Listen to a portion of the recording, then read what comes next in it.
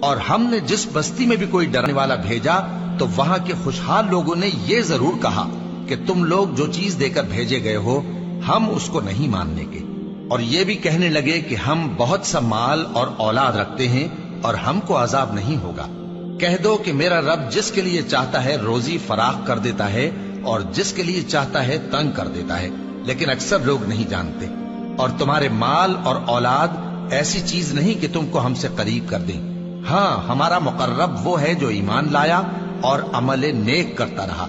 ایسے ہی لوگوں کو ان کے اعمال کے سبب دگنا بدلہ ملے گا اور وہ امن و چین سے بلند و بالا عمارتوں میں رہیں گے۔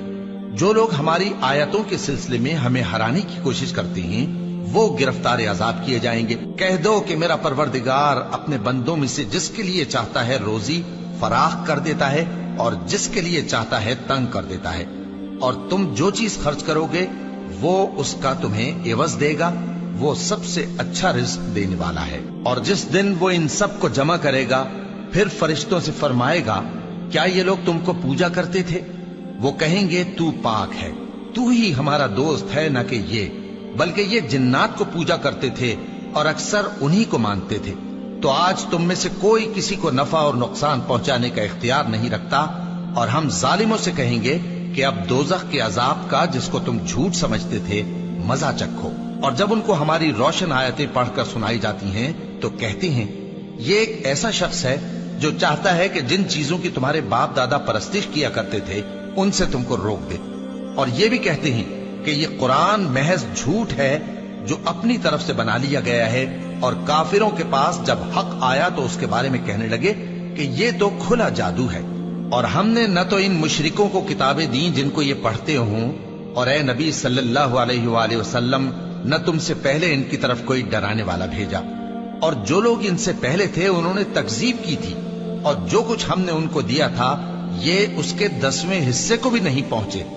پھر انہوں نے میرے پیغمبروں کو جھٹلایا، سو میرا عذاب کیسا ہوا۔ کہہ دو کہ میں تمہیں صرف ایک بات کی نصیحت کرتا ہوں کہ تم اللہ کے لیے دو دو اور اکیلے اکیلے کھڑے ہو جاؤ،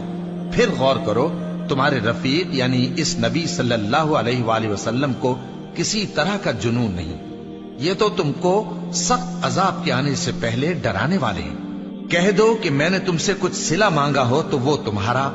میرا صلہ اللہ ہی کے ذمے ہے اور وہ ہر چیز سے خبردار ہے۔ کہہ دو کہ میرا پروردگار اوپر سے حق ہی نازل کرتا ہے اور وہ غیب کی باتوں کا جاننے والا ہے۔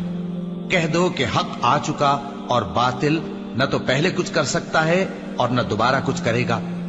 کہہ دو کہ اگر میں گمراہ ہوں تو میری گمراہی کا ضرر مجھی کو ہے، اور اگر ہدایت پر ہوں تو یہ اس وحی کے طفیل ہے جو میرا پروردگار میری طرف بھیجتا ہے، بے شک وہ سننے والا ہے، نزدیک ہے۔ اور کاش تم دیکھو جب یہ گھبرا جائیں گے تو عذاب سے بچ نہیں سکیں گے اور نزدیک ہی سے پکڑ لیے جائیں گے اور کہیں گے کہ ہم اس پر ایمان لے آئے، اور اب اتنی دور سے ان کا ہاتھ ایمان کے لینے کو کیسے پہنچ سکتا ہے،